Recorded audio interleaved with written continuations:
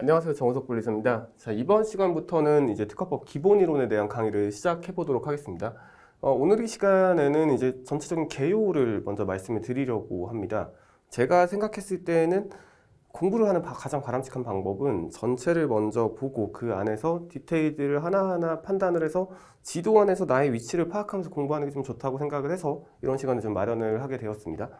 자, 보면은 챕터상으로는 일단 이렇게 되긴 하는데 지식재산권 개요하고 특허법 개요 이런 식으로 가긴 하는데 실제로는 이 책을 보면서 말씀드릴 건 아니고 전체적인 개요를 좀 말씀드리려고 하고요. 그리고 강의를 시작하는 첫 강의다 보니까 먼저 말씀드리면 챕터에 관한 거는 이렇게 표시를 좀 해드릴 거예요. 책을 참고하기 편하게. 그런데 강의는 이런 챕터와 좀 무관하게 진행되는 경우들도 있다. 이런 생각을 가지고 강의를 들어주시면 좋겠습니다. 자, 보면 여기서부터 설명을 좀 드려보도록 하겠습니다. 자, 우리 특허에 대해서 배울 거죠. 특허에 대해서 배울 때 여기 특허권에 대해서 배울 때 이렇게 좀 생각을 해주시면 돼요. 이 특허법, 특허권 혹은 상표권, 디자인 보호권, 저작권까지 포함해가지고 이것들의 특징이 뭐냐면은 무체재산권이라는 거예요. 무체재산권. 그러니까 실체가 없다. 실체가 없다. 이게 포인트예요. 실체가 없다. 이거를 먼저 인식을 하셔야 돼요. 왜 이게 포인트냐? 비교를 하면 좋은 게 민법에서의 소유권하고 비교를 하면 좋아요. 소유권도 뭐 실체가 없는 경우들도 있기는 하지만 대부분은 실체가 있습니다. 예를 들면 제가 지금 들고 있는 이 펜 같은 경우는 이 펜이 있잖아요. 펜이라는 실체가 있으니까 이거에 대해서 누가 주인이냐, 누가 권리를 가지고 있느냐를 어떤 소유권이라는 형태로 표현을 하게 되어 있어요. 그런데 이 특허, 상표, 디자인, 저작권 같은 경우에는 어떤 생각과 아이디어, 특이한 그 발상에 대한 보호를 하는 거란 말이죠. 그래서 실체가 없습니다. 그런 사상에 대한 보호를 하는 거기 때문에. 실체가 없다는 말은 다른 말로 표현하면 무슨 말이냐면은 이전에는 얘네들을 보호해야 될 생각이 없었어요. 근데 어느 순간 얘네들을 근데 얘네들도 좀 보호를 해야 되지 않을까라는 거에서 새롭게 나타난 개념이라고 좀 보시면 돼요. 다시 말씀드리면 소유권이라는 거는 민법에서 배우시겠지만 느낌이 어떤 느낌이냐면 원래부터 이 물체가 존재를 했으니까 이건 누군가의 것이야. 그러니까 이 누군가의 것이라는 걸 찾아나가는 과정에서 이제 소유권이라는 게 자연스럽게 생겼다고 보면 되는데, 그러니까 소유권이라는 것은 원래 있는 권리이다. 이런 느낌이 있는데 이 무체재산권이라는 거는 원래부터 인식되지가 않아서 갑자기 부여된 권리다. 그러니까 사실 어느 정도는 정책적인 입장이 있다 라고 생각을 하고 접근하는 게 좀 더 맞습니다. 뭐 다르게 보시는 학자분들도 계세요. 하지만 법을 이해하는 데 있어서는 이게 제일 저는 좋은 것 같아요. 정책적으로 강제로 인정된 권리이다. 이렇게 좀 생각을 하시면 좋겠습니다. 그리고 자, 우리 이제 전체적인 지도를 한번 그려본다면 무체재산권에서는 현재 지금 법조문의 체계상 어떤 식으로 구성이 되어 있냐면은 먼저 저희 특허법의 대상인 발명이 있고요. 그 다음에 상표에 대해서 보호하는 상표법이 있어요. 상표. 정확하게 말하면 상표법에서 여러분들이 배우시겠지만 상표는 상표를 보호하겠다 이런 느낌보다는 사실은 신용을 보호하겠다 이런 거예요. 무슨 말이냐? 뭐 샤넬 이런 거 나오면 샤넬이라는 이 문자 자체를 보호하고 싶은 게 아니라 샤넬이라는 문자를 써서 그 샤넬이라는 우리 그 글씨나 모양을 보면은 이거 되게 고급스럽네 라는 그 이미지, 그 신용, 그리고 그 마크가 붙어 있다면 이것이 품질이 괜찮을 거다 하는 그것 자체를 가치를 가져가겠다는 게 이제 상표법에서 보호하고 싶은 대상입니다. 그래서 상표에서는 이 신용도에 대해서 보호를 하고 싶다 이렇게 보시면 되겠고, 디자인이라는 거는 이제 아무래도 미감이죠. 예쁜 거에 대해서 창작한 거를 보호하겠다 해서 이 디자인은 디자인 보호법 이런 게 있고, 그 다음에 디자인하고 좀 비슷한데 예술품 같은 거에 표현을 보호하겠다라고 해서 이 저작권이 있어요. 보면은 근데 이제 디자인하고 이 저작권에서의 예술품하고 조금 구분이 안 되긴 하죠. 실제로 분쟁이 많습니다. 그래서 이거 디자인 보호법 왜 있냐? 저작권에 포함돼서 보호하면 되지.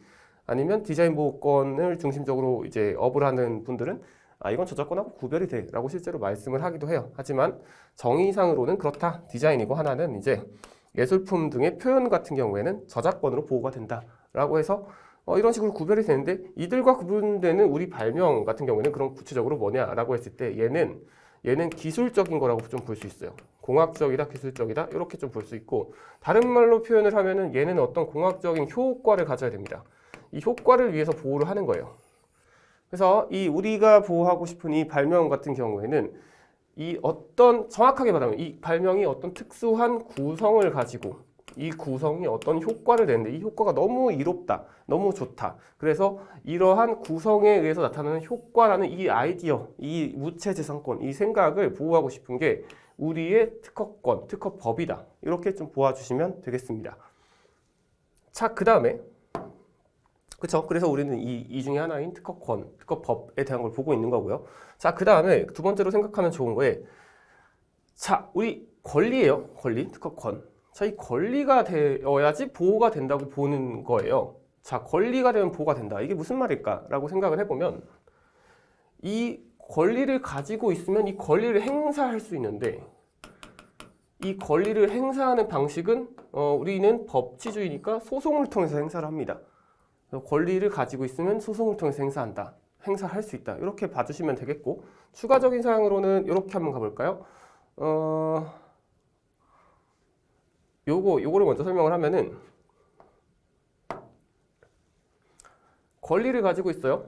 그러면은 소송을 아까 걸 수 있다고 했었는데 소송의 종류에는 배우시면 아시겠지만 크게 엄청 많지만 크게는 두 가지예요. 민사적인 소송이 있고 형사적인 소송이 있고 만약에 민사적인 소송으로 간다면 자, 우리 특허권을 예로 들면은 자, 어떤 특수한 구성이 효과를 가진다. 요게 이제 우리 발명의 본질이라고 했어요. 기술적인 어떤 효과를 가진다라는 것이. 그러면은 이 구성을 이 효과를 내게 사용하지 마라고 얘기를 침해 금지. 너가 이걸 사용하면 왜냐면 권리라는 것은 기본적으로 내가 독점하겠어 내 거야 라는 거니까 특허권이라는 건 어떻게 보면 독점에 관한 권리거든요.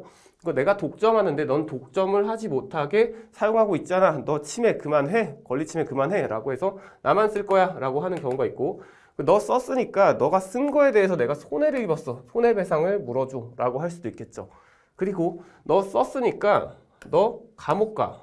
이렇게 말을 할 수도 있고 조금 약하게는 벌금 물어 라고 얘기를 할 수도 있는 거예요. 그러니까 이런 것들이 소송을 통해서 내가 독점하는 이 권리를 실현하게 해주는 권리 행사의 방법이라고 볼 수가 있는 거죠. 실제로 이 특허권이라는 건 되게 그런 식으로 많이 발현이 돼요. 뭐 예를 들어서 어떤 갑이라는 회사가 A라는 물건을 팔고 있는데 을이라는 회사가 이 A라는 거에 대해서 특허권을 가지고 있는 거예요. 그래서 갑, 너네 쓰지 마 라고 하게 되면 갑은 잘 팔고 있다가 순식간에 이 A를 못 팔게 되고 이 A를 팔기 위해서 공장에 여러 가지 준비들을 해놨을 거잖아요. 전부 다 폐기해야 됩니다. 정말 현실적으로는.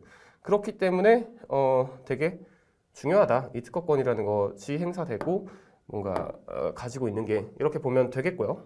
자, 그 다음에 더 들어가면 자, 아까 말씀드렸다시피 발명이에요. 이 특허권에서 보호하고 특허법에서 보호하고 싶은 대상은 발명이에요. 이 발명은 어떤 구성이 특별한 기술적인 효과를 갖는 것, 요게 이제 주요한 아이디어다라고 보시면 되는데 자, 근데 이런 발명을 원래부터는 보호하지 않았다고 제가 말씀을 드렸어요. 인위적인 권리라는 걸 일단 인식을 하셔야 돼요. 굉장히 인위적인 권리다. 그렇기 때문에 왜 인위적인 권리, 인위적인 이 발명 왜 보호할까 갑자기 라고 생각을 했을 때 얘를 보호해야지 사람들이 발명을 해 기술 발전을 촉진하기 위한 거다라고 생각해 주시면 돼요. 조금 더 들어간다면 사견으로는 이 기술 발전을 촉진해야지 우리나라의 국가 경쟁력 뭐 이런 것들이 발전을 하게 되고 그래야지 기술 산업의 시대잖아요. 그러니까 경쟁력 있는 산업을 할 수가 있어서 굉장히 중요하다. 나라에서도 발명을 굉장히 촉진을 하고 싶어 하는데 그 첫 번째 대상이 특허권으로서 보호를 해주면 발명자들이 발명을 많이 할 수 있지 않을까? 너밖에 못 파니까 되게 경제적인 이익을 얻을 수 있잖아. 이런 식으로 가는 거고요. 그리고 이런 식으로 생각을 하면은 그냥 무조건 보호해주면 괜찮다고 생각을 하는데 꼭 그렇지는 않아요. 좀 추가적인 사상이 또 등장을 하는데 무조건 보호한다기보다는 자, 이 특허라는 건 기본적으로 이런 생각을 가지고 있어요. 보호를 해주긴 할 거야. 오케이, 너의 독점을 보장은 해주겠어. 그런데 너가 독점을 하는 순간 대신에 공개는 해야 돼. 라는 게 있어요. 그래서 특허는 이런 말도 있어요. 공개를 대가로 보호받는 어떤 이익을 얻는 것이다 라고 하는 말도 있어요. 그래서 정확하게는 이 보호받기 시작하는 이 시점에 공개가 되면서 사람들이 아, 이 기술이 이런 거네 라는 걸 알 수 있게 되고 이 사람은 독점을 하고 나머지 사람들이 공개된 걸 기초로 뭔가 다른 생각들을 더 할 수 있게 더 활성화되겠죠. 기술 발전이 이런 식으로 가게 된다고 보시면 되겠습니다. 그쵸? 보호 그리고 공개를 대가로 한다. 그리고 추가적으로 비교되는 개념 중에 노하우라는 개념이 있어요. 가장 대표적인 예로는 이제 코카콜라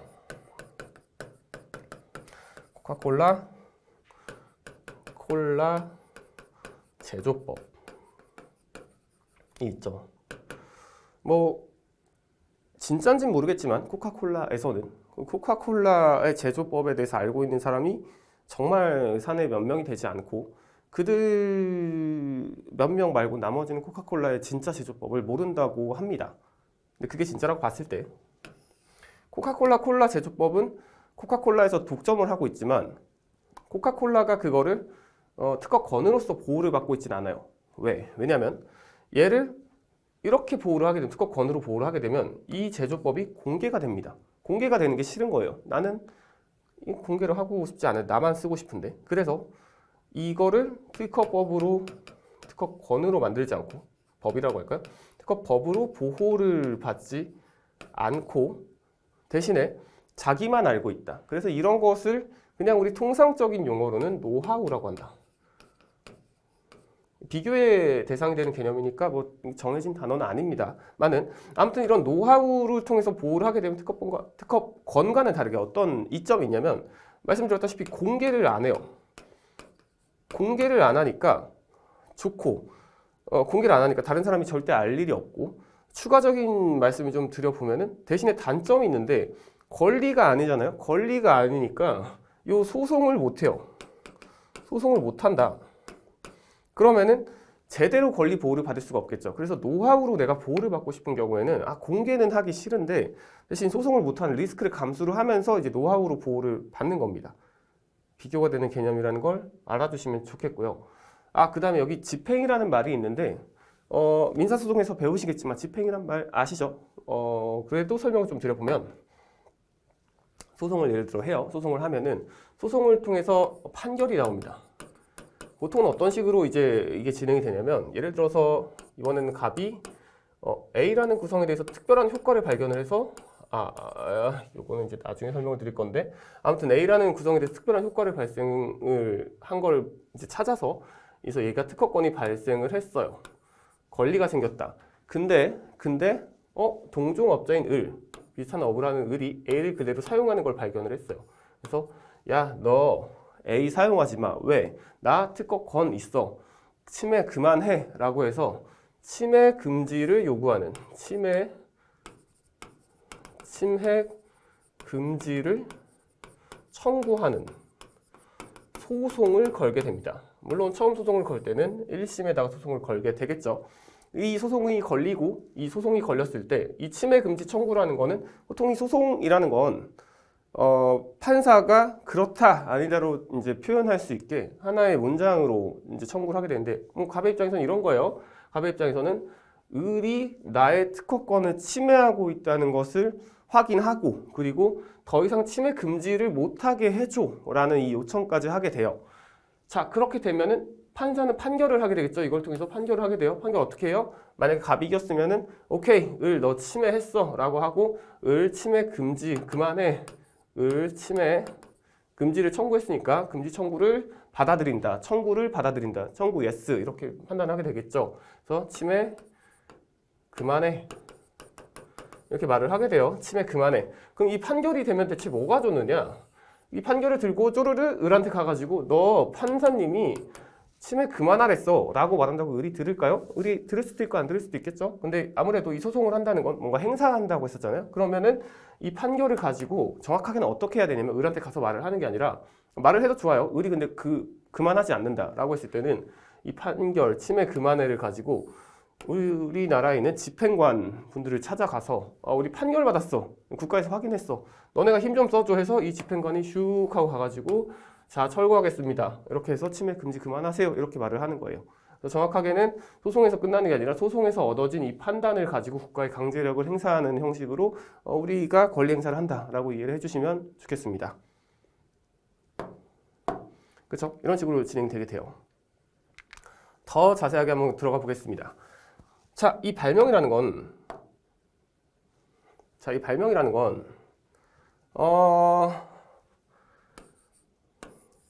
발명을 했다고 해서 그대로 권리가 나오진 않아요. 아까도 말씀드렸지만 발명을 한 건 끝나지 않고 여기서 끝나지 않고 발명을 해서 특허청에서 심사라는 과정을 거치고 이 심사를 통해서 너의 특허권이 너의 발명이 특허 등록을 해줄 만해, 그러니까 특허 권리를 발생시켜 줄 만해 라고 하는 이 과정을 거쳐야 이때부터 비로소 특허권이 발생을 합니다. 다시 말씀드리지만 이 특허권이라는 게 발생을 해야 소송을 걸 수 있고 소송을 걸어서 이겨서 국가의 강제력을 진행시킬 수 있는 거예요. 그러니까 내가 발명을 한 사람의 입장에서는 이게 중요한 거예요. 이 특허권이 발생이 되는지 혹은 발생이 되지 않는지 이게 너무너무 중요한데 그 중간 과정을 러프하게 좀 알아보면은 이 발명을 한 걸 가지고 문서를 만들어요. 이 문서, 만들어진 문서를 가지고 명세서, 명세한 어떤 서류다라고 해가지고 명세서라고 부릅니다. 이제부터 앞으로는 우리는 이런 용어를 사용해서 강의를 진행할 거니까 용어에도 익숙해지길 바랍니다. 그래서 우리는 발명을 설명한 이 문서를 가지고 우리는 명세서라고 한다라고 하고 이 명세서를 가지고 특허청에 제출을 한다. 이 제출을 하는 걸 가지고 우리는 출원이라고 한다. 그렇죠? 저는 보통은 이렇게 출원의 한자 앞 글자인 출원 이렇게 좀 표현을 하긴 할 거예요. 그래서 출원을 한다. 이 출원을 하고 나면은 특허청에서는 심사를 해요. 너 출원한 이 발명이 과연 등록을 받을 만하니, 그러니까 권리를 발생시켜 줄 만하니 라고 해서 심사를 하게 되는데 이 등록을 하기 위해서, 그러니까 등록은 뒤에서 설명드리겠지만 아무튼 등록을 하기 위해서 여러 가지 요건들을 심사하게 돼요. 그래서 이 오리엔테이션에서 말씀드렸던 새로운 이 발명이라는 건 새로워야지 나는 권리를 줄만해 라는 이러한 요건들을 심사를 하게 됩니다. 여기서 신규성이라고 나왔는데 이 신규성은 새롭냐 라는 어떤 표현을 이제 우리 관습적으로 신규성이라고 해서 여기다 적어놨습니다. 자, 그 다음에 이러한 요건들을 내가 봤는데 괜찮네 라고 해가지고 특허청에서 이제 권리를 발생을 시켜줘요. 근데 통상적으로 이 권리를 발생을 시키게 되면은 우리 민법에서 이 부동산 쪽 있잖아요. 이 부동산에 관한 개념이 사실은 특허법을 구성할 때 많이 차용이 됐는데 부동산은 어때요? 부동산에서는 계약이 있고 그 다음에 그 등기를 치잖아요. 그 등기에 해당하는 게 여기 등록이라고 좀 보시면 돼요. 이 부동산에서의 등기랑 유사하다. 유사하다. 그래서 이 특허권도 이게 무체재산권이다 보니까 이게 뭐 실체가 없으니까 특허권이 발생했다는 거를 뭔가 표시를 해줘야 돼요. 그래서 특허권이 발생한 거를 어떤 원고에다가 표시를 하게 되는데 이 표시를 하는 걸 가지고 등록이라고 해요. 등록. 그래서 이 등록이 되었다는 건 그때부터 권리가 발생했다는 말이고 그래서 이제부터는 우리가 등록이 되었다라고 하면 권리가 발생했다라고 이해를 할 겁니다. 그래서 특허권, 등록이 되면 특허권이 발생을 한다. 이렇게 봐주시면 되겠습니다. 그리고 이 등록은 이제 영어로 뭐 registration 뭐 이런 거를 써서 저는 R이라는 표현을 좀 써볼게요. 이게 왜 이거는 한자고 왜 이건 영어냐 이렇게 생각하실 수도 있는데 이건 제가 그냥 습관적으로 쓰는 표현이라서 이렇게 좀 가자라고 말씀을 드리고 싶습니다. 자, 아무튼 다시 정리하면 자, 우리 발명을 해요. 발명자가. 그럼 발명을 하면 특허청에다가 출원을 한다. 명세서를 작성해서 출원을 한다. 특허청에서는 심사를 하고 심사를 통과를 하면 등록을 시켜준다. 등록을 시켜주면 비로소 권리가 발생한다. 이렇게 보시면 되겠습니다. 자, 그 다음에 아까 제가 명세서라는 걸 쓴다고 했었어요. 명세서.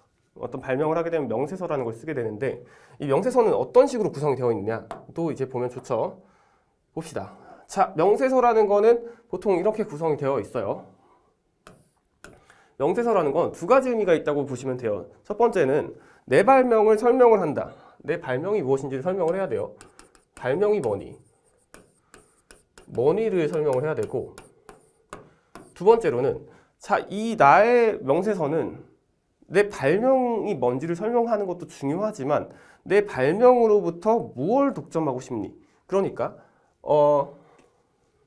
권리의 범위, 너의 권리의 범위를 어떻게 형성하고 싶니를 표현을 해줘야 돼요.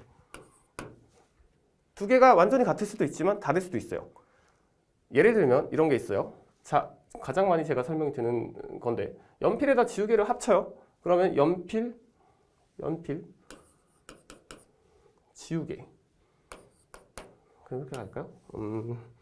다시. 얘가 연필이고 얘가 지우개예요. 그리고 얘는 명세서는 두 가지를 써야 된다. 발명이 뭐니? 그리고 권리의 범위가 뭐니?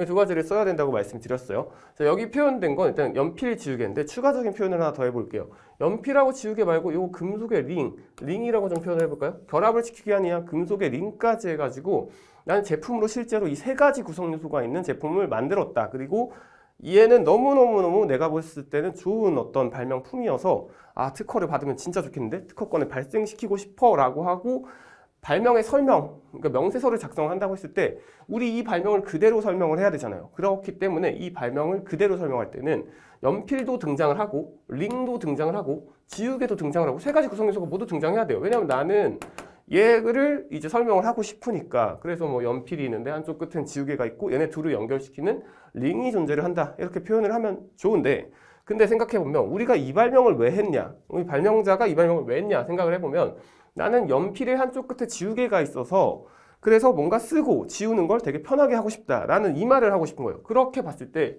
이 링이라는 게 굳이 중요한가라고 했을 때 링이라는 건 그렇게 중요하지 않거든요. 그렇기 때문에 내가 발명을 설명할 때는 연필도 링도 지우개도 모두 필요하지만 내가 실제로 권리를 가지고 싶은 거는 링을 굳이 포함하지 않은 그러니까 연필과 지우개가 있다는 이 사상이 중요하기 때문에 그걸 권리화시키고 싶어요. 만약에 내가 여기다 링을 포함을 시키면은 예를 들어서 링을 포함을 시키면은 어떤 사람이 연필하고 지우개만 사용하는 사람이 있다고 하면은 나의 권리 범위는 링을 포함한 권리 범위를 지금 권리를 이제 딱 설정을 한 거니까 링을 포함하지 않은 거에는 너 쓰지 마라고 할 수 없어요. 왜냐면 내 거는 링을 포함한 거니까. 그렇기 때문에 핵심적인 사항들만 가지고 나는 아 이게 핵심이야 라고 주장을 해야 되지 쓸모없는 사항들을 좀 지워야 된단 말이에요. 그래서 실제로 발명을 설명하는 것과 권리 범위는 좀 다를 수가 있습니다. 다를 수가 있어요. 그래서 나온 건데 개념이 그래서 명세서 내에는 발명을 설명하는 이 발명의 설명 부분이 있고 그리고 정확하게는 이게 권리를 청구하는 권리 청구의 범위인데 이제 우리 청구 범위라고 보통 부르죠. 청구 범위가 따로따로 나와요. 그래서 우리는 명세서는 발명의 설명 이것도 이제 쓰는 표현이라서 청구 범위 이제 익숙해져야 돼요. 발명의 설명, 청구 범위를 포함한다라고 보시면 되겠습니다. 다른 표현으로 만약에 간다고 하면은 우리는 이 특허권이라는 건 두 가지가 있다고 했었어요. 특허권이라는 거는 내가 독점을 해야 된다라는 독점적인 측면도 있고 독점을 하는 대신에 너는 기술 내용은 다른 사람들한테 공개를 해야 돼. 그래서 공개를 대가로 권리를 얻는다라고 말씀드렸었죠. 근데 여기서 보면은 여기서도 공개는 발명이 뭔지 정확하게 알려줘야 되니까 공개를 대가로 그럼 권리는 뭘 얻을 건데 권리를 얻는다. 이렇게 좀 봐주시면 좋을 것 같아요. 그래서 이 두 가지를 이제 표현을 한다라고 보시면 되겠고 더 들어가면은 자, 발명 설명이라는 건 보통 어떻게 쓰여지냐면 발명 설명이라는 건 이렇게 연필이 있고 지우개가 있고 이렇게 막 이런 식으로 막 서술을 하게 돼요. 막 서술을 하게 되고 그리고 발명의 설명 내에는 이런 여기 이제 이게 도면인데 도면 그냥 말로만 설명하면 이해하기가 어려우니까 이 도면을 참고해서 항상 설명을 하게 돼요. 그래서 도면 내에서 뭐 이렇게 해서 이 1이라고 안 쓰고 연필 이렇게 쓰면은 더 명확하게 하겠지만 이런 식으로 써버리면은 이게 난잡해진다. 그래서 도면에는 번호를 붙이고 이 번호가 발명의 설명에는 이렇게 병기가 되게 돼 있어요. 그래서 도면을 봐라. 연필에 지우개를 결합한 거다. 그래서 연필이 1번이네. 1번에 2번 지우개를 결합한 발명이다. 라고 쓰여지게 되어 있어요. 그래서 이런 식으로 서술을 하고 이 중에서 여기선 지금 제가 링에 대한 서술은 빠져 있는데 있다고 생각을 하고 청구범위에서는 연필 그리고 지우개를 포함하는 어떤 전체적인 필기구다 라고 이렇게 해서 내가 정확하게 권리를 청구하고 싶은 범위는 무엇이냐 라고 해서 이런 식으로 쓰게 되어 있다. 연필, 지우개 쓰게 되어 있다 라고 보시면 되겠습니다. 추가적으로 이 청구항 표현에 대해서 익숙하지 않을 수 있어요. 그래서 여기에 대해서 좀 설명을 해보면 청구 범위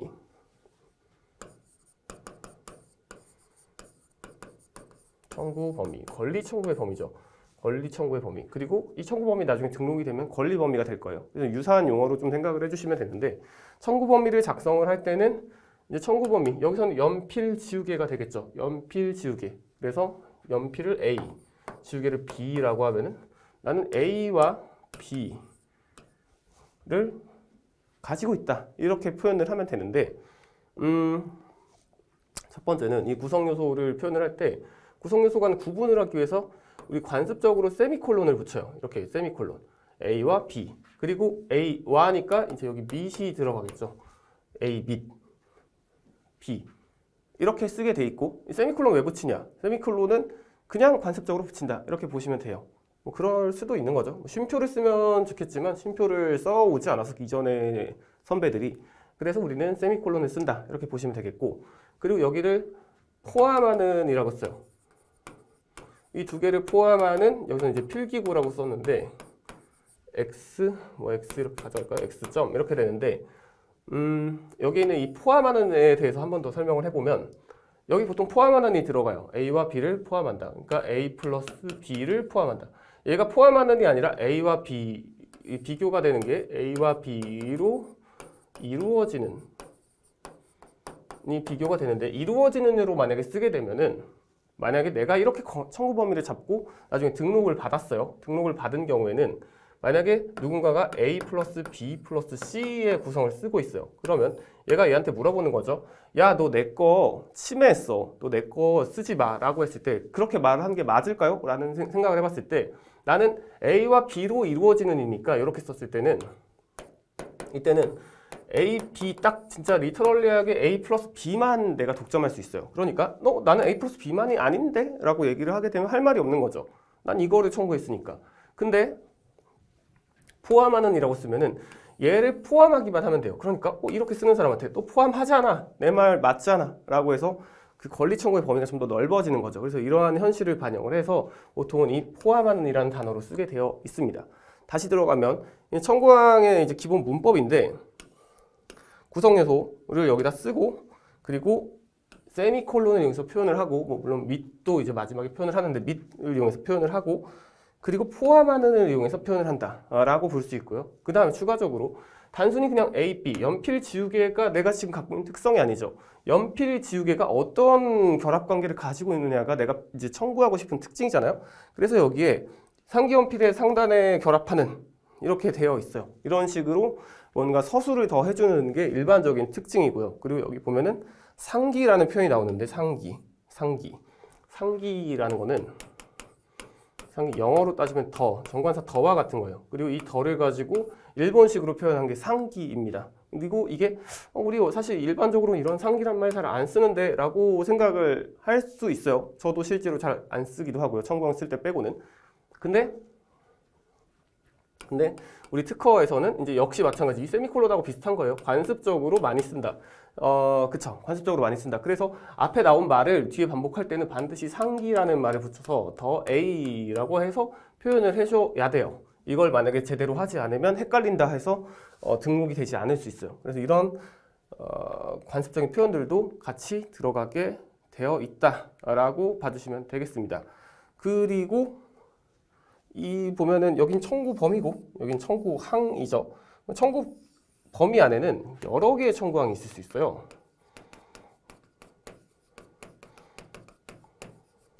내가 보호받고 싶은 범위가 꼭 연필 플러스 지우개가 아닐 수도 있잖아요. 나는 이 링에 대해서 포인트를 맞춰가지고 보호받을 수도 있는 건데, 그럴 때는 다른 식으로 구성을 하는 거죠. 이 청구 범위를. 그런 욕구들을 보호하기 위해서 이 여러 개의 청구항을 가질 수가 있고, 이 청구항들에 대한 전체적인 걸 가지고 청구 범위 이렇게 말을 한다라고 생각해 주시면 되겠습니다. 다시 정리하자면 우리는 발명을 표현하기 위해서 명세서라는 걸 써요. 그리고 명세서라는 건 발명의 설명과 청구 범위를 포함하는 개념이다 라고 이해를 해주시면 될 것 같아요. 추가적인 설명으로는 저 같은 이제 변리사, 저는 변리사인데 변리사가 만약에 이걸 쓴다라고 하면은 어떻게 해야지 이 발명자의 청구 범위가 넓어질까 라는 걸 고민하게 될 거고, 두 번째로는 어떻게 해야지 발명자의 발명을 잘 설명할까, 두 가지를 좀 고민을 하게 되겠죠. 이런 식으로 생각을 해주시면 좋겠습니다. 자, 그 다음에 보정이라는 게 있어요. 보정. 이건 이제 심사에 대해서 설명을 드리기 위해서 좀 가져온 건데, 자, 이렇게 생각을 해봅시다. 자, 출원을 해요. 출원에 대해서 이제 설명을 드렸으니까 발명을 문서로 만들어가지고 특허청에 제출을 했다라고 했는데 그때 이제 명세서를 쓴다 했어요. 명세서를 썼는데 자, 연필 더하기 지우개라는 걸 썼어요. 아까 했단 말이죠. 이 지우개 앞에는 물론 뭐 연필의 상단, 상기 연필의 상단에 결합되는 뭐 이런 말이 있는데 아무튼 연필에다 지우개를 더한 거를 내가 발명을 했다. 근데 실제로 발명의 설명에는 연필 더하기 지우개를 썼다. 근데 이걸 만약에 내가 청구 범위에도 권리 청구의 범위에도 단순히 연필에다가 지우개를 더했다. 라고 만약에 쓰게 되면 얘가 만약에 나중에 등록이 돼요. 제가 R을 이용해서 등록이 되고 권리를 표현한다고 말씀드렸었죠. 근데 아무튼 등록이 되면은 내가 연필 더하기 지우개를 가지고 만약에 예를 들어서 어떤 사람이 만연필에다가 수정액을 결합을 해요. 그래서 쓰고 있는데 이 사람한테 너 쓰지 마라고 할 수 있을까요? 라고 물어봤을 때 할 수 없죠. 왜 할 수 없어요? 연필도 아니고 지우개도 아니니까. 근데 뭔가잖아요. 뭔가 따라한 것 같은데? 이런 생각이 들잖아요. 왜? 이유가 뭘까요? 내 아이디어는 사실 단순하게 연필에다가 지우개를 더한 게 아이디어가 아니라 정확하게는 뭔가 쓰는 것과 뭔가 지우는 걸 같이 더해서 얘네가 합쳐져 있으니까 쓰고 지우기가 너무 편리해 라는 그 아이디어인데 그 아이디어를 단순하게 연필 더하기 지우개로 표현했다는 그 사정에 의해서 뭐라고 못하는 거예요. 근데 뭔가 그 아이디어를 따라가고 있잖아요. 뭔가 쓰는 부분하고 지우는 부분이 뭔가 합쳐져 있는데 뭐 예를 들면 이런 거죠. 이렇게 뭐 크로스 되긴 하지만 뭐 이렇게 되어 있고 이렇게 되어 있는 만년필에다가 뒤에 이렇게 수정액이 딱 달려 있다 라고 하면은 뭔가 비슷하잖아요. 뭔가 비슷하니까 아쉬운데? 라는 생각을 하게 돼요. 자, 근데 뭐가 문제냐면 이런 상황에서는 이 권리 범위를 이 청구 범위를 작성하는 거에서 문제가 있었던 거예요. 왜? 연필을 연필이라고 쓰면 안 되고 진짜 본질적인 아이디어는 얘는 필기를 하는 수단이고 지우개는 본질적인 아이디어는 소거를 하는 수단이어서 얘네 둘을 더한 게 나의 발명이다라고 표현하는 게 좋았었겠죠. 훨씬 더. 그래서 청구 범위를 잘 쓰려면 이렇게 써야 돼요. 청구 범위를 필기 수단 더하기 소거 수단 이런 식으로 썼어야 돼요. 근데 만약에 이런 식으로 썼다고 치는데 잘 썼는데 앞서 이 만년필 지우개라는 사정은 없었다고 치고 썼다고 치는데 심사를 하죠. 이 특허청에서 심사를 했는데 심사를 했을 때 너의 발명이 새롭지가 않아라고 말을 하는 거예요. 왜 새롭지가 않지라고 얘기를 했을 때 새롭다는 얘기는 뉴하다는 얘기는 무슨 말이냐면은 세상에 어떤 공지된 발명이 없다라는 말하고 같은 말이고 공지된 발명이 없다라는 어떤 판단을 하기 위해서는 보통은 이렇게 들어가요. 나의 발명 이렇게 할까요? 나의 발명, 출원 발명 이렇게 해서 출원 이렇게 할 건데 출원이죠? 출원 발명하고 공지는 앞으로 제가 여기 디스클로저의 줄임말로 D라고 쓸 거예요. 디스클로저의 줄임말, 공지되었다. 그래서 이 공지된 발명하고 비교를 해봤을 때 얘네 둘이 동일한가 여부를 판단을 해보는 게 이제 이 뉴한가를 판단하는 거예요. 얘네 둘이 동일한가. 가장 유사한 발명하고 내 거랑 동일한가를 판단을 하는 건데 자, 그래서 어쨌든 이런 뉴한 신유성에 대해서 판단을 해본다고 했을 때 그런데 심사라는 사람, 심사관. 그쵸? 이 심사관이 제시한 요거 공지 발명이 만년필에다 수정액. 아까 앞서 말씀드렸던 걸 찾아온 거예요. 이거 좀 유사한데? 라고 말을 했어요. 자, 어때요? 지금 얘네 둘이가 이제 비교가 되는 거죠. 얘랑 동일하니? 라고 했을 때 자, 동일한가요? 라고 봤을 때 이런 식으로 가는 거죠. 이 청구 범위가 정말 정확한 개념은 청구 범위가 공지가 되어 있니? 라고 말을 하는 거예요. 자, 공지가 되어 있나요? 공지가 되어 있죠. 왜? 청구 범위. 필기 수단이 공지되어 있고 소거 수단이 공지되어 있어요. 공지가 되어 있네? 동일하네? 라고 말을 하는 거죠. 그래서 나는 요거는 등록을 시켜줄 수가 없어. 심사관이 얘기를 하는 거예요.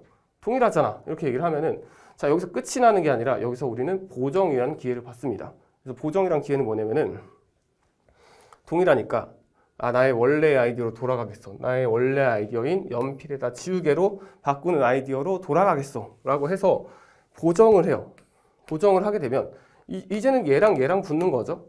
얘랑 봤을 때 연필이 공지되어 있어요? 아니죠. 연필이 아니라 만연필인데 지우개가 공지되어 있나요? 지우개가 아니라 수정액인데 공지가 안 돼 있죠. 공지가 안 돼 있으니까 얘는 새로워, 신규해, 뉴해라고 말을 해가지고 얘는 이제 그렇지 않다. 아무런 그 대상이 되는 게 없다라고 해가지고 문제 없네, 등록시켜줄게 이렇게 되는 거죠. 그래서 다시 중간과정 중에서 생략된 부분을 좀 설명을 해드리면, 자, 이때 이 보정을 하는 기회를 받는 거를 가지고 의견을 제출할 기회를 받는다. 그리고 의견을 제출할 기회를 받으면서 보정을 할 수 있으면 해 라고 말을 하는 거고요. 자, 그리고 등록을 받으면은 이렇게 되죠. 이제 청구 범위, 권리 범위가 연필 더하기 지우개가 되는 거죠, 이제는. 자, 그리고 이 등록 과정에서 내가 연필 더하기 지우개로 등록을 받으면 앞서 말씀드렸다시피 만년필에다가 수정액을 더한 사람한테 쓰지 마라고 할 수가 없어요. 그쵸? 근데 이건 어쩔 수가 없죠. 왜냐면 나는 그대로 필기수단, 속어수단으로 가져갔으면 이게 권리를 받을 수가 없었으니까 줄일 수밖에 없단 말이에요. 그래서 대신에 이제 이거 줄일 때도 너무 많이 줄이면 이 권리를 행사하는 범위가 너무 좁아지니까 적당히 줄여야 되고, 그런 과정을 우리가 생각을 했을 때 어떤 생각을 할 수 있냐면, 이 심사라는 건, 그러니까 우리 특허청에서 발생되는 이 심사라는 건 굉장히 적극적인 과정이다라고 생각을 할 수 있어요. 무슨 말이냐면은 처음에 우리가 출원을 할 때는 심사와 상관없이 조금 더 범위를 넓게 나의 발명자의 아이디어를 조금 더 이게 좀 러프하게 보호를 많이 받을 수 있는 방안을 생각을 해서 이렇게 넓게 가져가면은 심사관은 너 거 너무 넓어. 이거 선행, 그러니까 공지 문헌하고 공지 발명하고 겹치잖아라고 하면 나는 그거에 대응해서 아 그래요? 그러면은 난 조금만 줄여볼게 이런 식으로 바꾸고, 그리고 이거 바꾼 걸 가지고 아 그래 인정해줄게 이렇게. 그래서 이렇게 적극적으로 뭔가 대응하고 막 이렇게 조정하는 과정이 들어간다라는 것까지 이해를 해주시면 되겠습니다. 그리고 변리사는 우리 이런 출원 같은 거, 우리 변리사는 대리인이죠. 대리인은 대신하는 사람. 그래서 뭐 이런 거 대신 써주고 대응 대신 해주고 뭐 이런 과정들을 우리가 대신 하게 돼요. 그래서 그렇다라고 보시면 되고, 그 다음 추가적인 절차들을 좀 말씀을 해드리면,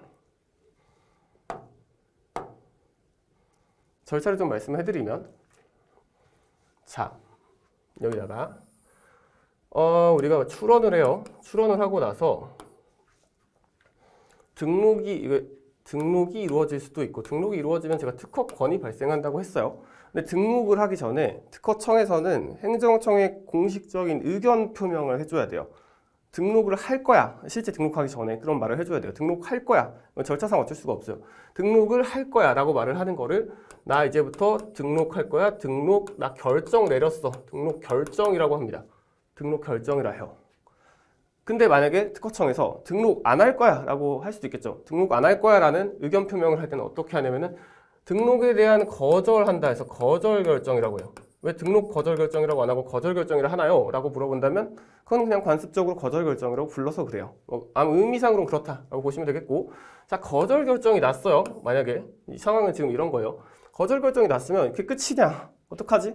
제가 아까 이전에 말씀드렸는데 특허청에서 나 등록시켜주지 않을래? 너 의견 한번 내봐 라고 하는 의견 제출 기회를 주면 우리는 보정을 통해서 대응을 한다고 했었어요. 그쵸? 보정이라는 제도가 있었는데 이 보정은 무한정 주어지는 게 아니라 보정도 여러 가지 그냥 너무 심사가 길어지니까 너 한 번만 보정할 기회 줄게, 두 번만 줄게 이렇게 좀 제한을 걸어요.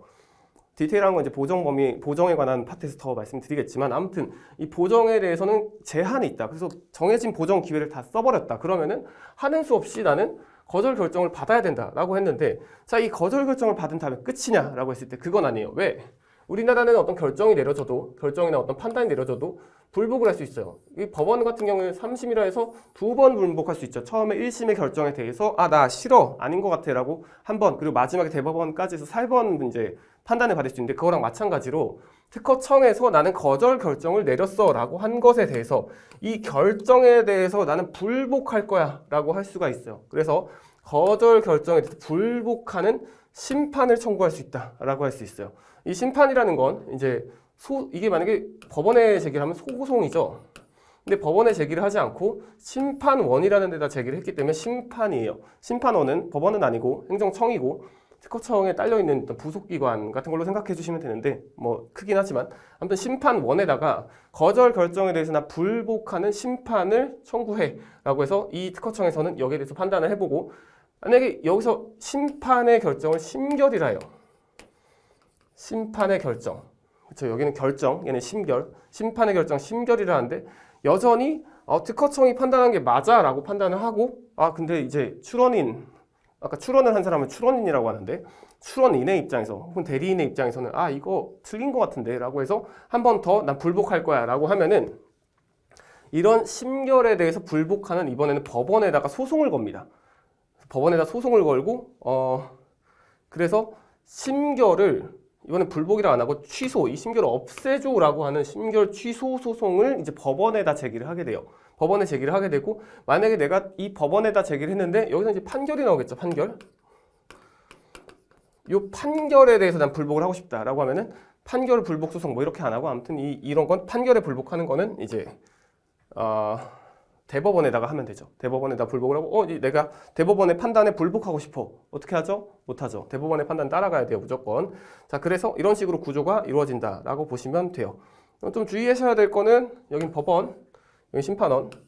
기관이 달라요. 다른 기관이고 조금 다른 절차에 의해서 처리가 된다는 거가 있고 실질적으로는 이러한 판단을 특허청에서 한 거에 대해서 한 번, 그리고 두 번, 세 번 이렇게 다투는 실질적으로 세 번의 기회가 주어지지만 법원의 판단은 이렇게 두 번밖에 주어지지가 않아요. 얘는 법원의 판단이니까 이런 것들도 나중에 이슈가 있으니까 꼭 기억을 해주시고 그리고 여기 특허법원이라고 있죠. 특허법원은 특수한 법원이에요. 특수하다. 왜 특수하냐? 일반적인 법원은 모든 사건을 다 다뤄요. 근데 특허법원은 특허에 대한 사건만 다룬다. 특허법원이다. 근데 왜 특수한 법원이 생겨야 될까를 생각을 해보면 특허는 기본적으로 이 기술적인 특징을 가지고 있어서 그래요. 제가 이 특허가 보호하는 대상인 이 발명은 어떤 구성을 가지고 기술적인 효과를 내는 거다라고 말씀을 드렸었죠. 그 효과에 대해서 서술하고 있는 특허를 이해를 해야지 특허에 관한 이런 판단들에 대해서 판단할 수 있는데 특허에 관한 판단은 기본적으로 어떻게 보면 공학, 과학 이런 것들이 좀 들어있잖아요. 근데 이 법원에서 판단을 하시는 판사분들은 문과인 경우가 많고 문과인 분들은 이 기술적인 특징을 제대로 이해하지 못한다라는 어떤 특수한 점들을 좀 고려를 해서 오케이 그러면은 이 공학적인 이해가 필요한 이런 사건들 특허 법원으로 전부 몰고 여기에 관한 전문가들이 여기 들어가 가지고 판단을 해봐 라고 해가지고 특허 법원을 새로 신설을 했고 판단 제대로 하기 위해서 그래서 모든 이 특허에 관한 사건들은 사실은 이 특허 법원으로 모아지고 있어요. 그래서 여긴 특허 법원에서 처리를 한다라고 생각을 해주시면 되겠습니다. 그렇죠? 그리고 추가적으로 이건 이제 추가적인 얘기인데 자, 이 심결을 취소해요. 이 심결 취소 소송은 심결 취소를 바라는 소송이에요. 해줘라고 해서 해줄게라고 하면 심결이 취소돼요. 그럼 어떻게 되냐면 여기도 마찬가지인데 여기는 거절 결정에 대해서 나는 원하지 않아 불복 심판이라고 하지만 여기서도 거절 결정이 틀렸어 라고 하면 이 거절 결정을 없애주거든요. 그러니까 취소를 일종의 해주는 거죠. 거절 결정을 없애주고 하는 건데 그러면은 여기도 마찬가지로 심결을 취소한다 그러면 심결이 없어지고 심결이 없어지면서 여기 심판원에서도 다시 심결을 하게 되는데 다시 심결을 했을 때 거절 결정을 없애는 심결을 하고 거절 결정을 없애는 심결을 하면은 이전의 결정을 따라서 이 특허청에서는 등록 결정을 해야 되는 뭐 이런 식으로 이제 사건이 이루어지게 됩니다. 그래서 이렇게 간다라는 거 알아주시면 되겠습니다. 다음에 자 이번에는 상황이 달라요. 등록이 되었어요. 등록이 되면은 제가 특허권이 발생한다고 했었죠. 이 특허권이 발생한 이후에는 그 일반적으로는 어떤 절차를 가져가게 되는가라고 봤을 때 자 특허권자 입장에선 남들한테 정확하게는 자, 특허권자 입장에선 등록 결정이라는 걸 거쳐서 등록을 해요. 등록을 하게 되면 특허권이 발생을 한다. 그러면은 이후에 어떤 식으로 진행을 하게 되냐면은 누군가가 사용하고 있어요. 그럼 너 침해 그만해. 그래서 침해금지 소송을 1심인 지방법원에다가 한다. 물론 아까 말씀드렸다시피 이 특허에 관한 사건은 기술적 특징이 있기 때문에 지방법원 중에서도 좀 특수한 지방법원, 특허법원은 아니에요. 근데 지방법원 중에서도 좀 능력이 있는 그런 지방법원에 좀 몰리긴 해요. 이 사건들이. 아무튼 지방법원에다가 침해 그만해 라고 소송을 걸게 돼요. 그 다음에 여기서 판결이 나오겠죠. 이 판결에 대해서 나는 마음에 들지 않아 라고 했을 때 불복을 하면 여기 있는 이제 특허법원에다가 다시 불복을 하게 되죠. 2심. 그래서 보통 이 2심은 이 사건을 맡는 법원을 관할이라고 하는데 이 관할에 대해서 2심은 관할 집중이 되어 있다라고 해요. 특허에 관한 사건에 대해서는.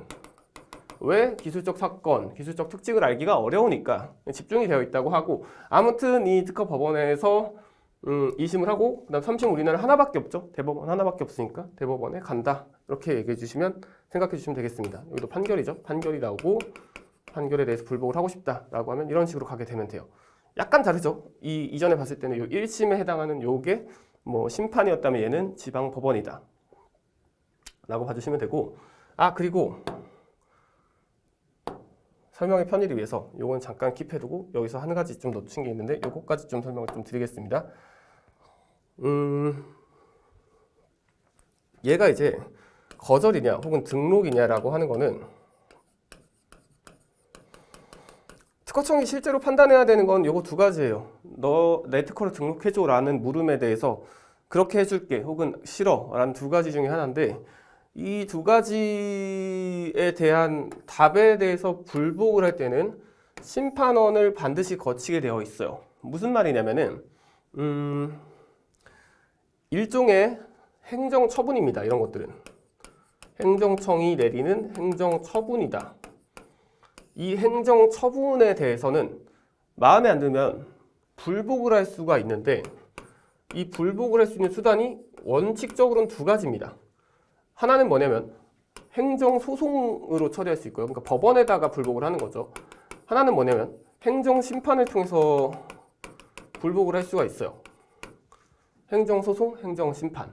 선택적이에요. 둘 중에 원하는 걸 하면 됩니다. 근데 우리 특허 같은 경우에는 행정소송은 안 되고 첫 번째 불복은 무조건 행정심판으로 가게 돼 있어요. 그래서 이 심판원, 특허 심판원에다가 반드시 다음 불복을 해야 돼요.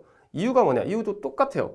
이 특허 법원을 설립한 이유랑 똑같은데, 기술적인 판단이 어렵다. 기술적인 판단이 어려우니까 1심은 무조건 이 심판원에다 몰아줘. 그래서 무조건 이 등록에 관한 불복 첫 번째는 행정심판을 가야 되고, 두 번째는 심판을 한번 거쳤으니까 그 다음은 역시 마찬가지로 얘의 성격도 행정소송인데, 이 두 번째 행정소송은 또다시 전문가인 특허법원으로 거치게 되어 있는 거죠. 이런 걸 봤을 때 다음 등록 결정 이후의 절차를 좀 봤을 때, 만약에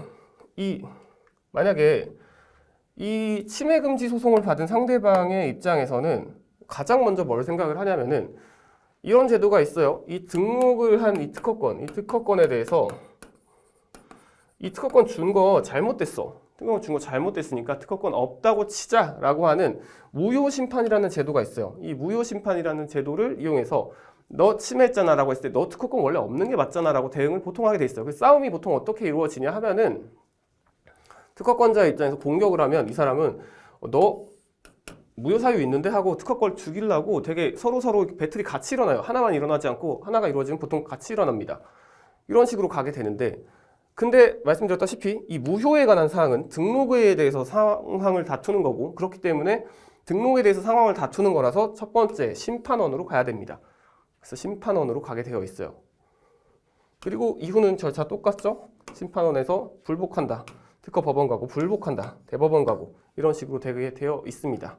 그래서 지금 말씀드린 어떤 일종의 관할에 관한 것들도 같이 기억을 해주시면 좋을 것 같습니다. 해서 가장 일반적인 개요들을 말씀을 드렸어요. 먼저 전체적인 흐름을 좀 알아야지 우리가 공부를 하는 걸 좀 어느 부분에 대해서 어떤 부분을 공부를 하고 있는지를 알 수가 있으니까, 오늘 말씀드린 거는 전체적인 흐름이 어떤 식으로 흘러가냐에 대해서 말씀드렸으니까 잘 복습을 해주시고, 교재에는 없는 내용이니까 잘 기억을 해주시면 좋겠습니다. 다음 강의에서 뵙도록 하겠습니다. 감사합니다.